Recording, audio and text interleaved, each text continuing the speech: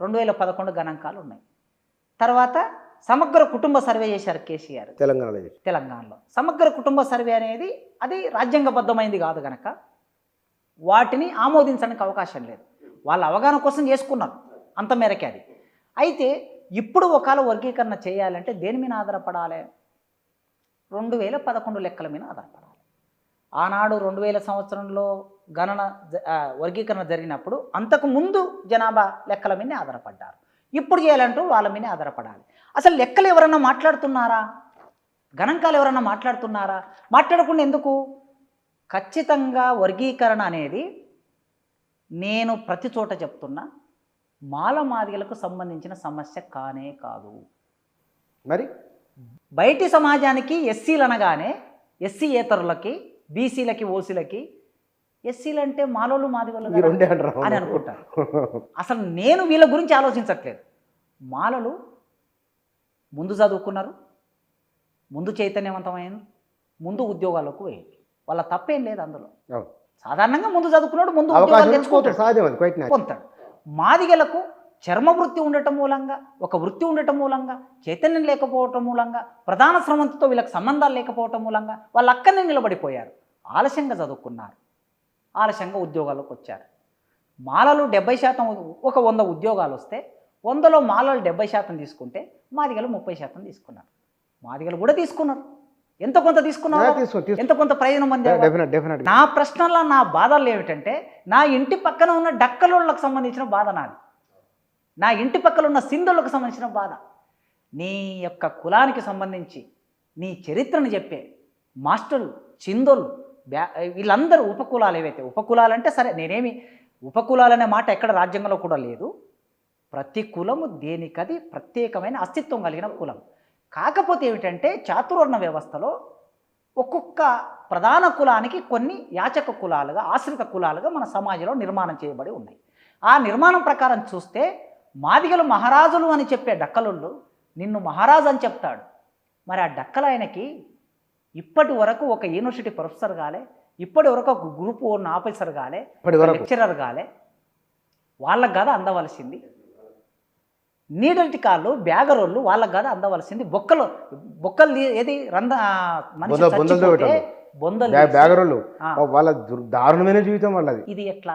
మితలాయర్వారు చాలా చిన్న కమ్యూనిటీ, మితలాయర్వారు అనేది అది పూజారి కమ్యూనిటీ ఎస్సీలలో. పాపం వాళ్ళ జనాభా చాలా చిన్నదే, కానీ వాళ్ళు ప్రధాన స్రవంతికి ఎప్పుడు రావాలి?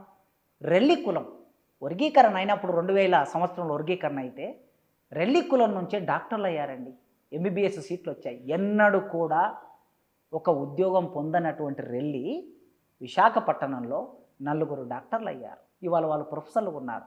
ఆ రోజు వర్గీకరణ జరగకపోతే అసలు వాళ్ళు ప్రధాన స్రవంతులకు వచ్చేవాళ్ళ?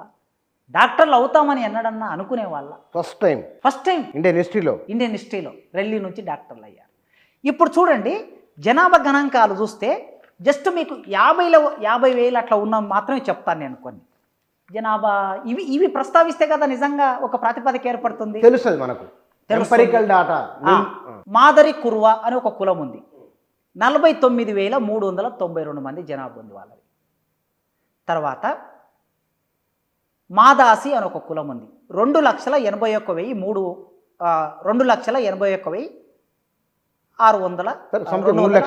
ఉంది. తర్వాత మాదిగ మాస్టి అని ఒక 6 లక్షలు చూపిస్తున్నారు. తర్వాత మాదిగ మాస్ట్ 6 లక్షలు ఉన్నారా? అంటే చాలామంది మాస్టి, కొందరు మిగతా ఉపకులాలు కూడా మాస్టి పేరు చెప్పుకొని సర్టిఫికేట్ తీసుకున్న వాళ్ళు. తర్వాత మహర్ అంటే మనకి మహారాష్ట్ర 37,913 ఉంది. ఆదిలాబాద్ ఏరియాలో ఉంటారు అంతే. తర్వాత మాల 14,35,613 తెలంగాణలో. సింగిల్ 14,35,693 వాళ్ళ పర్సంటేజీ. ఇవన్నీ ఓకే. ఇట్లా మనం చూసుకుంటూ పోతే మాల మన్నెపల్లి అంటారు మన ఊళ్ళలో కొన్ని చోట్ల. ఉత్తర తెలంగాణలో ఉంది వాళ్ళకి. ఉత్తర తెలంగాణలో వాళ్ళు దాదాపు ఒక 90,000 లక్ష వరకు ఉన్నారు. 1,02,54 మంది కనిపిస్తారు మన్నెపల్లి.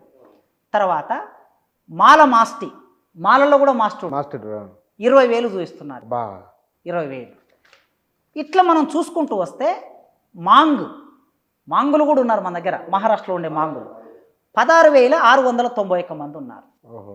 ఓకే, అంటే ప్రతి దానికి సంబంధించిన లెక్కలు ఉన్నాయి. లెక్కలు లేకపోవటం ఏమీ ఆ సమస్య ఏమీ లేదు ప్రభుత్వం దగ్గర. ఇది మాది కులాల వారిగా కులాల వారిగా ఇవి ఇంకా చిన్న చిన్న ఇదో 500, 1,293 మంది, తర్వాత 398 మంది, 5,000 మంది, 800 మంది ఉండేటటువంటి కులాలు కూడా ఇక్కడ మనకు కనిపిస్తున్నాయి. Madiga single community 28,13,269.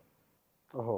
ఓకే, ఇది 10 సంవత్సరాల కిందటి, దాదాపు 10 అంటే ఇవాళ 2011 అంటే 14 సంవత్సరాలు, 15 సంవత్సరాలు, 15 సంవత్సరాల కిందటి లెక్కలు చెప్తున్నాను నేను.